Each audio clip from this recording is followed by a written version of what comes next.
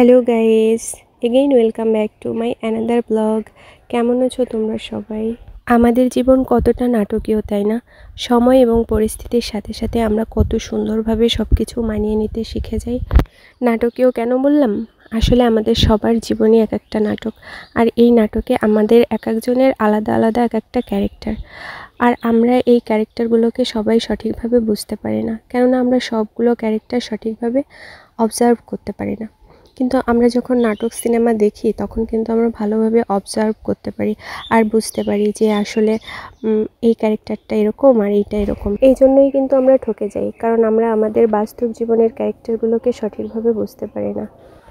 আজকের দিনটাও কিন্তু শুরু হয়েছিল সকালের রান্নাবাড়া দিয়ে। তো রান্নাবাড়া খাওয়া দাওয়া সেরে বাইরের কাজগুলোও করতে হবে, যেহেতু বাড়িতে ধান এসছে। আর ধান আসলে তো বাড়িতে কাজের পরিমাণ যে কী পরিমাণ বেড়ে যায় সেটা হচ্ছে যারা না করেছে বা যাদের বাড়ি গ্রামে না তারা কখনোই বুঝবে না। তো সকালবেলা সব কাজবাজ সেরে আমি আর বোন হচ্ছে ধান ওড়াচ্ছিলাম। আর আজকে আমাদের 2 ভাগের সেদ্ধ করা ধান ছিল, এই জন্য হচ্ছে 2টা উঠোনে ধান ছিল। আমরা 2 উঠানে সবাই মিলে ধান নাড়ছিলাম, কারণ এই রোদ্রে তো যে কোনো একজন বা 2 জনের পক্ষে সবগুলো ধান মেলে দেওয়া সম্ভব না। আর এখানে হচ্ছে দেখতে পাচ্ছিলেন যে ছোটো মা মুড়ির জন্য ধান সেদ্ধ করছিল। অন্যান্য বাড়িতে কেমন হয় ঠিক জানি না, কিন্তু আমাদের বাড়িতে কাজের সময় আমরা কেউ বসে থাকি না, সবাই হাতে হাতে যে যেটুকু পারি কাজ করতে থাকি। এভাবে করে কাজ যতই কঠিন হোক না কেন আমরা হাতে হাতে কিন্তু অল্প সময়ে অল্প পরিশ্রমে করে নিতে পারি। শুধু কাজ করলে তো আর জীবনে কোনো মজা থাকবে না, বলো? এই জন্য হচ্ছে আমরা মাঝে মাঝে এমন কিছু করার চেষ্টা করি যাতে আমাদের কাজের যে কষ্টটা সেটা একটু কম মনে হয়। এই জন্য হচ্ছে আরও হচ্ছে আজকে আমাদের এজন্যই এটা হচ্ছে আমাদের আজকে একটা স্পেশাল মিশন ছিল যে আজকে আমরা রোদ্রে ডিম ভাজি করব। তো আমরা তো সব কিছু নিয়ে টিয়ে রেডি সেডি হয়ে গিয়েছিলাম। এরপর হচ্ছে আরও উৎসাহটা এই জন্য, বেশ কিছুদিন ধরে দেখছিলাম যে অনেক ভাইয়া আপুরা হচ্ছে রোদ্রে ডিম ভাজি করার ভিডিও আপলোড করতেছিল। এই জন্য অনেকটা আমাদের উৎসাহ বেড়েছিল যে তাহলে আজকে আমরা করব, আমরা কেন করছি না।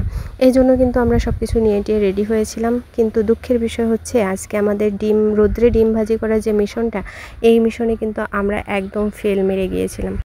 যখন দেখলাম যে আমাদের ডিমটা কিছুতেই ভাজি হচ্ছে না, তখন আমি আর বোন আলোচনা করতেছিলাম, কিরে এরা কি রোদ্রে তাওয়া দিয়ে ডিম ভাজি মানে ডিম ছেড়ে দিয়ে ঘরে নিয়ে কড়াইতে ভেজে আবার এনে আমাদেরকে দেখায়, দেখো আমাদের ডিম কি সুন্দর ভাজি হয়েছে, দেখো দেখো কি সুন্দর হয়েছে। আসলে এটাই আমরা চিন্তা করছিলাম। যখন দেখলাম যে না, ডিমটা আর ভাজি হলো না, তখন আমরা হচ্ছে আম পাড়তে চলে গিয়েছিলাম, আর সেই ক্লিপগুলো নিতে কিন্তু ভুলে গিয়েছিলাম। আর এদিকে হচ্ছে ছোটো মার কাকা ধান রোদ্রে মেলে দিচ্ছিল, মানে নাড়তেছিল আর কি। আর এটা কিন্তু আমরা পালা করে করছিলাম, কারণ অনেক যেহেতু রোদ অনেক ওঠে, রোদে অনেক তাপ, সেহেতু যে কোনো 2 জন কিংবা একজনের পক্ষে ধানগুলো মেলে দেওয়া কিন্তু অনেক কষ্টকর হয়ে যায়। এই জন্য হচ্ছে আমরা একবার ছোটো মা দিচ্ছিল, একবার কাকা দিচ্ছিল, একবার আমি বোন যাচ্ছিলাম, এভাবে পালা পালা করে কিন্তু ধান শুকাতে দিচ্ছিলাম। আর এদিকে হচ্ছে বোন আম মাখছিল। আজকের আম মাখাটা কিন্তু ভীষণ টেস্ট হয়েছিল। দেখুন আমাদের বাড়ির অবস্থাটা, চারিদিকে কেমন ধান এলোমেলো অবস্থায় আছে। আসলে যখন দেখি যে বাড়ির সবাই মিলে কাজ করছে তখন আমি আর চুপ করে কোথাও বসে থাকতে পারি না। তখন আমিও চেষ্টা করি, মানে যতটুকু করতে পারি, যতটুকু আমার দ্বারা সাহায্য করা সম্ভব আমিও চেষ্টা করি যে ঠিক ততটুকু যেন আমি সাহায্য করতে পারি। আর এদিকে হচ্ছে ঠাকুমা বিকালবেলা রান্নার জন্য সকল জোগাড় যন্ত্র করছিল। আমরা যতই কাজ করি না কেন সুযোগ কিন্তু খুঁজি যে কখন কাজে একটু ফাঁকি দেওয়া যায়। দেখুন আমরা কিন্তু কাজে ফাঁকি দিয়ে ঘুরতে যাচ্ছিলাম নদীর সাইডে। তো নদীর সাইড থেকে ঘুরে টুরে বেশ দেখুন নদীতে কেমন জল থই থই করছে। আর এই বর্ষাকালে কিন্তু অনেক সময় আমাদের বাড়ির ভিতরেও নদীর জল চলে আসে, তখন বেশ ভালো লাগে, আবার একটা ভোগান্তিরও শিকার হতে হয়। সব কিছু ভিজে যায়, উঠান টুঠান সব জলের মধ্যে চলে যায়। কাকারা কিন্তু এই বিকালবেলাও ধান আনছিল, কারণ কি তাড়াতাড়ি কাজ শেষ করতে হবে, মেঘ বৃষ্টির দিনে কখন কি মেঘ বৃষ্টি শুরু হয়ে যায়। তো তোমরা যারা বলো যে আমাদের পূজা কোনো কাজের না, তাদেরকেই বলছি, দেখো পূজা কতটা কাজ করে বাড়িতে। আসলে আমরা কেই বা বাড়িতে থেকে এত বেশি কাজ করি, যখন প্রয়োজন পড়ে তখন যতটুকু না করলে নয় ততটুকুই আমরা করি। এরপরে দেখো আমাদের বাড়িতে চারপাশে কিন্তু ধান গাদা দেওয়া এলোমেলো হয়ে আছে। আসলে রোদ যখন এখন তো রোদ হচ্ছে কোনো ঝামেলা নেই, কিন্তু হঠাৎ করে যদি বৃষ্টি চলে আসে তাহলে কিন্তু আমাদের অনেক বড় সর্বনাশ, অনেক ক্ষতি হবে।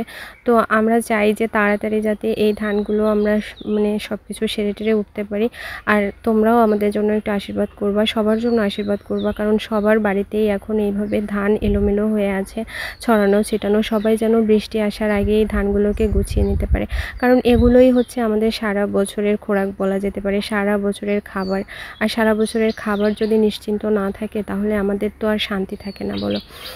এদিকে হচ্ছে আমি দেখাচ্ছিলাম জাস্ট তোমাদের আমাদের বাড়ির কি অবস্থা চারপাশে ধান টান দিয়ে। তো আজকের ব্লগটা হচ্ছে এই পর্যন্ত। যদি তোমাদের আজকের আমার ব্লগটি ভালো লেগে থাকে তাহলে লাইক, কমেন্টস, ফলো করে অবশ্যই পাশে থাকবে। দেখা হবে নতুন কোনো ব্লগে।